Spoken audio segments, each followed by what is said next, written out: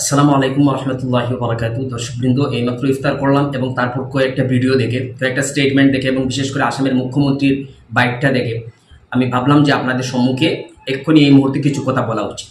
আজকে যথেষ্ট দুঃখ এবং ভারাক্রান্ত মন নিয়ে আপনাদের সম্মুখে উপস্থিত হয়েছি। প্রিয় দর্শকবৃন্দ, আমি বিশেষ করে আজকের দিনে ওবিসি সমাজকে টার্গেট করে আমার কথাগুলো উপস্থাপন করতে চাই। আমি সর্বপ্রথম ওবিসি জনজাতিকে আমি প্রশ্ন করছি যে আপনারা মুসলমান কিনা? আপনারা কি কোরআনের সেই আয়াতটা ভুলে গিয়েছেন যেখানে বলা হয়েছে ওয়াতাসিমু বিহাবলিল্লাহি জামিআন ওয়ালা তাফাররাকু? আপনারা কি সেই হাদিসটা ভুলে গিয়েছেন যেখানে বলা হয়েছে আল মুসলিমু আকুল মুসলিম? আপনারা কি সেই হাদিসটা ভুলে গিয়েছেন যেখানে বলা হয়েছে আল মুসলিমু মান সালিমাল মুসলিমুনা মিন লিসানিহি ওয়া ইয়াদিহি?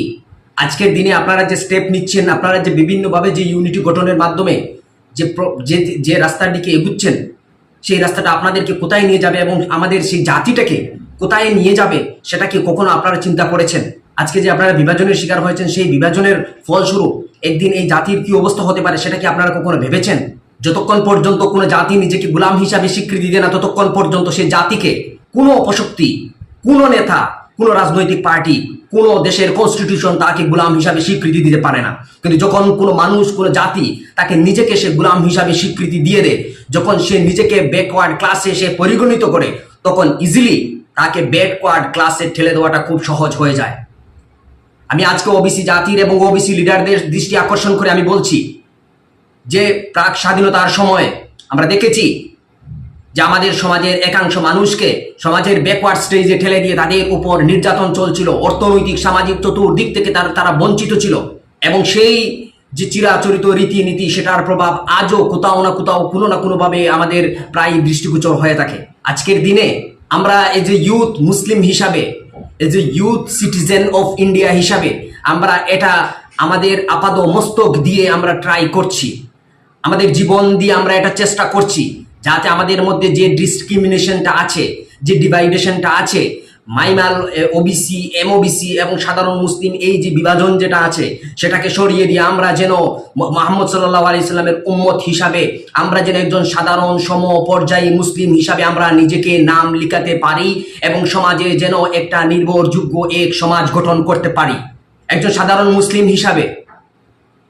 এবং আমি ওবিসি এবং এমওবিসি না হয়েও আমি সবাইকে সম চোখে দেখতে চাই। যেভাবে আমি মসজিদে গিয়ে যখন নামাজের সফে দাঁড়াই, তখন আমার সামনে কে বসলো, আমার ইমামতি কে করলো, আমার ডান পাশে এবং বাম পাশে কে বসে আছে, আমার আগের সফে কে বসে আছে, তার আইডেন্টিটি এমওবিসি না ওবিসি সেটা যেন কখনোই যেভাবে আমাদের মস্তিষ্কে আসে না, ঠিক তদ্রূপ এভাবে একটা নির্ভরশীল সমাজ যাতে আমরা গঠন করতে পারি, এটাই আমরা আজ পর্যন্ত চেষ্টা করে আসছি।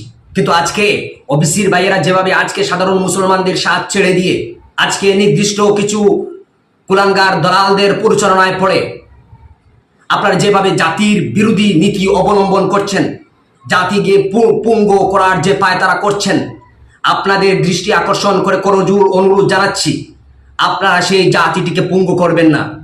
ভারতীয় মুসলমানরা এই দেশে বর্তমানে পুঙ্গ হিসাবে বসবাস করছে। আজকে বাক স্বাধীনতা নেই, তাই সবগুলো কথা আমরা বলতে পারি না। আজকে বাক স্বাধীনতা নেই, সেই জন্যই আজকে ভারতের বুকে আমাদের মুসলমান জাতির এই অবস্থা। আজকে দেশের স্বাধীনতার জন্য আমরা রক্ত দিয়েছিলাম, যে দেশের স্বাধীনতার জন্য ঘরের কোনায় কোনায় থেকে উলামায়ে কেরামদেরকে নিয়ে ফাঁসিতে ঝুলানো হয়েছিল।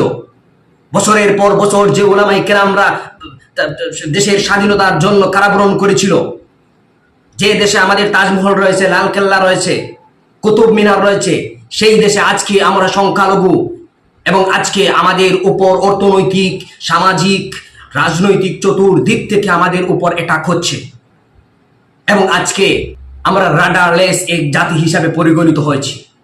একটা ফুটবল টিকেট বেলের মতো আমাদেরকে ব্যবহার করা হচ্ছে। আজকে যে মুখ্যমন্ত্রী বাইট দিয়েছেন যে ইলেকশন কিংবা ইলেকশনের আগে কোনো জাতিকে টার্গেট করা কথা বলা ঠিক নয়, সেই মুখ্যমন্ত্রীকে মনে করিয়ে দিতে চাই যে আপনি গত নির্বাচনের আগে আসামের সরকারি মাদ্রাসাগুলোকে কেন বন্ধ করেছিলেন। সেই মুখ্যমন্ত্রীকে প্রশ্ন করতে চাই আপনি আমাদের মা বোনদেরকে টার্গেট করে বারবার কেন রাজনৈতিক ষড়যন্ত্র করে থাকেন। আপনি কিভাবে বলে থাকেন যে মুসলমান মা বোনেরা বাচ্চা পয়দা করার মেশিন। সেই মুখ্যমন্ত্রী যখন আজকে এসে আমাদের পক্ষে কথা বলছেন, ঐক্যতার কথা বলছেন, তখন তো সেখানে আমাকে কিছু না কিছু একটা তো বলতেই হয়। কারণ সেই মুখ্যমন্ত্রীর বিগত দিনের যে বাইট যেগুলো ছিল সেগুলো দেশের ঐক্যতা এবং অখণ্ডতা, দেশের যে মানবিক দৃষ্টিকোণ থেকে কখনোই আমরা সমর্থন করতে পারি না। আমি ওবিসি জনজাতির সমস্ত জনসাধারণ, সর্বস্তরের জনসাধারণের দৃষ্টি আকর্ষণ করে বলছি, আপনাদের মধ্যে 90% 95% মানুষ এটা জানেনই না যে আপনাদের ইউনিটির মাধ্যমে অদূর ভবিষ্যতে এই সমাজ, এই মুসলিম জাতির এবং আপনাদের কি অবস্থা হতে পারে। আপনারা যে লিডারের লিডারশিপিতে, আপনারা যে ব্যক্তির পরিচালনায় পড়ে আজকে আপনারা এই সিদ্ধান্তে উপনীত হয়েছেন, সেই ব্যক্তির পার্সোনাল ডাটাটা আপনারা একবার অ্যানালাইসিস করে দেখুন। যে মানুষটার মান্থলি অ্যাটলিস্ট বাজেট তাকে 50-60,000, সেই মানুষটা আজকে কোনো চাকরি ছাড়া সাসপেনশনে থাকা সত্ত্বেও সে কিভাবে সেই মেনটেনেন্সটা দিয়ে যাচ্ছে। আজকে আপনি একজন ওবিসির এবং আপনি একজন ওবিসির মানুষ, এবং আপনি হয়তো দিনমজুরি কাজ করেন, হয়তো আপনার ছেলে বিদেশে আছে, হয়তো আপনি চাকরি করেন, কিন্তু যে মানুষটা আপনাকে লিডিং দিচ্ছে সেই মানুষটার অর্থনৈতিক সোর্স কি? সে যে তার ছেলে মেয়ের পেটে যে বাদ দিচ্ছে, সে সেই টাকাগুলো কোথায় থেকে পাচ্ছে সেটা একবার জিজ্ঞাসা করুন, সবকিছু বেরিয়ে আসবে। মনে রাখবেন, একজন ব্যক্তি দায়ী ছিল এই আসামের সরকারি মাদ্রাসার পিছনে। মনে রাখবেন, আসমিয়া সিনিয়র মাদ্রাসা ধ্বংসের পিছনে একজন মানুষ দায়ী ছিল। সেই মানুষটা বিভিন্ন সময়ে আমাদের সমাজের কিছু মাথামোটা মানুষদেরকে ইউজ করে সে তার স্বার্থ আদায় করেছে। আমরা যখন আসিমগঞ্জে ছিলাম, আমরা যখন ফাইট করেছিলাম আসিমিয়া সিনিয়র মাদ্রাসা রক্ষার জন্য, সেই সময় আসিমগঞ্জের কিছু সংখ্যক মাথামোটা স্বার্থলোভী মানুষ তাকে প্রশ্রয় দিয়েছিল, আশ্রয় দিয়েছিল, এবং তারপর বরাক ভ্যালির শীর্ষস্থানীয় কিছু সংখ্যক মানুষ বেবুঝ হয়ে তারা এই মানুষটাকে আশ্রয় এবং প্রশ্রয় দিয়েছিল, যার ফলস্বরূপ সরকারি মাদ্রাসাগুলো বন্ধ হয়েছিল, আসিমিয়া সিনিয়র মাদ্রাসা ধ্বংস হয়েছিল। এবং তারপর সেই মানুষটা যখন জেলে যায়, তখন সেই যে পরিক্রমা যেটা ছিল সেটা আজকের এই লাইভে আর বিবরণ দিতে চাই না। আজকে সেই মানুষটা যখন দেখেছে যে সে সর্বস্ব হারা হয়ে গিয়েছে, তখন সে ঘরে ফিরেছে, এবং ঘরে ফিরে সে তার ওবিসির যে জনজাতি যেটা, যে ইমোশন যেটা, সেটাকে কাজে লাগিয়ে আজকে সে নতুন কিছু একটা করার পরিকল্পনা করছে। আপনি ভাবুন, যখন আপনাদেরকে মারা হয়, যখন ট্রেনে আপনাদেরকে মব লিঞ্চিং করা হয়, যখন আপনাদের ছেলে মেয়েদেরকে স্কুলে মব লিঞ্চিং করা হয়, টার্গেট করা হয়, তখন খুঁজা হয় না যে আপনি ওবিসি না এমওবিসি না আপনি জেনারেল মুসলিম। যখন টক শোতে আপনাদের সম্মানের হয় ছিনিমিনি খেলা হয়, তখন জিজ্ঞাসা করা হয় না যে আপনি এমওবিসি না ওবিসি না আপনি একজন সাধারণ মুসলিম। আজকে যখন কোরআনের উপর, হাদিসের উপর, ইসলামিক শরিয়ার উপর হস্তক্ষেপ করা হয়, তখন জিজ্ঞাসা করা হয় না যে এটা মুসলমানের জন্য, ওবিসির জন্য না এমওবিসির জন্য। আমি সর্বস্তরের ওবিসি জনসাধারণের কাছে হাত জোড় করে অনুরোধ করছি, ওবিসি মাইমাল শব্দ যেটা, সেটাকে আমরা মুছিয়ে দিতে চাই। আমরা যেভাবে মসজিদে গিয়ে এক সফে দাঁড়িয়ে থাকি, সেইভাবে আমরা যেন একজন মুসলমান হিসাবে আমরা এক সফে দাঁড়াতে পারি, এবং কোনো ধরনের রাজনৈতিক পরিচালনায় পড়ে আমরা আমাদের মধ্যে বিভাজন আনতে পারবো না। এই সময়ে যদি আর বিভাজিত হন, তাহলে অপেক্ষায় থাকুন, আপনাদের জন্য অনেক কিছু অপেক্ষা করতেছে। রাজনৈতিক কনস্পিরেসির শিকার হয়ে আপনি নিজেকে এবং বিশেষ করে আপনার ইউথ সোসাইটিকে, আপনার ছেলেমেয়েদের ভবিষ্যৎকে ধ্বংসস্তূপে পরিণত করবেন না। খুব সহজ এবং সুষ্ঠু ভাষায় আমি করজোর অনুরোধ করছি, বিশেষ করে ওবিসি জনজাতি থেকে আমাদের বাবা চাচার সমবয়সী মানুষেরা আছেন, অন্তত পক্ষে আপনাদের জীবনের সেই অভিজ্ঞতাটা কাজে লাগান।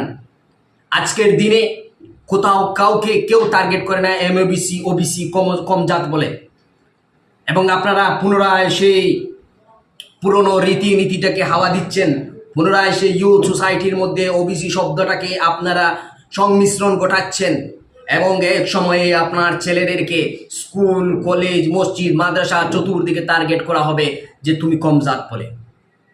এবং যখন সমাজের সেই মেন্টালিটি ক্রিয়েট হবে, তখন সরকার প্রশাসনকেও আপনাকে সিকিউরিটি দিতে পারবে না।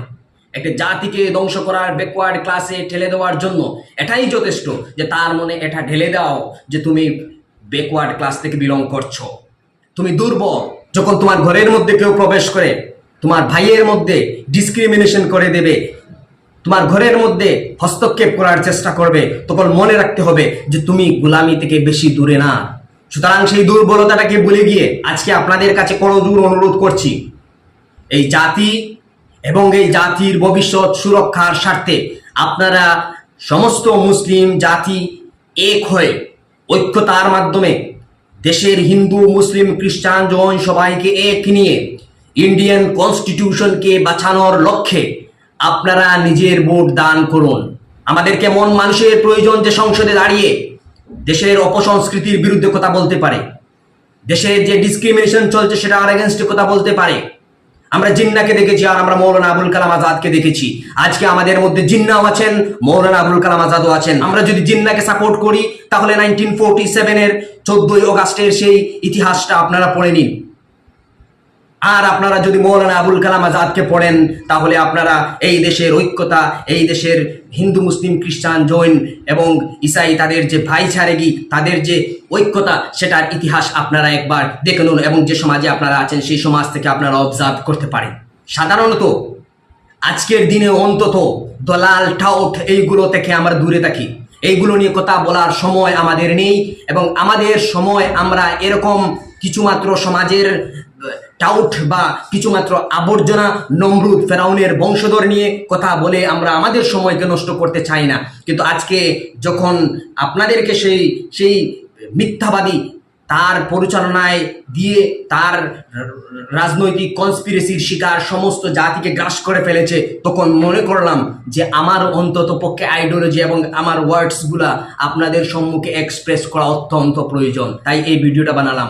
আশা করছি যদি আমার কথার মাধ্যমে ওবিসি এবং ওমবিসির জনজাতির কোনো মা, বোন, ভাই, আমাদের বৃদ্ধ বাবা, চাচা যারা আছেন, আপনারা যদি সামান্য বড় বড় দুঃখ পেয়ে থাকেন তাহলে আমাকে ক্ষমা করবেন এবং আশা করছি আমি যেটা বোঝানোর চেষ্টা করছি সেটা আপনারা বুঝবেন এবং এই জাতিকে বাঁচানোর স্বার্থে, বিশেষ করে আপনাদের বয়স হয়েছে, আপনাদের যাওয়ার সময় এসে গিয়েছে, কিন্তু অন্তত পক্ষে নিজের ছেলে, নিজের মেয়েদের জন্য, আমাদের জন্য এমন একটা সমাজ রেখে যান যেখানে অন্তত পক্ষে আমরা শান্তিতে বসবাস করতে পারবো।